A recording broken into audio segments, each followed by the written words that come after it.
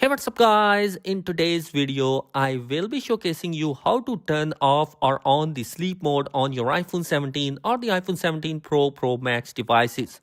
The process is very simple. What you need to do is swipe down from the top right corner to enter into the control center, and then right below these icons here, you will see your focus mode.